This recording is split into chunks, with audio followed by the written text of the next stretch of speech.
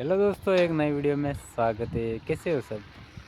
Comment करके बताओ। और तुम्हारा भाई तो इधर वीडियो शूट कर रहा है और ज़िंदगी में बहुत सारी कठिनाई आती है। अभी काम पे है तो भी हार नहीं मान रहा है। ठीक है, अभी कोई सोशल मीडिया का रास्ता देखते हो तो हमेशा मेहनत करते रहो भाई, सफलता अपने आप मिलेगा। और मेरा ब्लॉग कैसा लगता है आपको कमेंट में ज़रूर बताओ।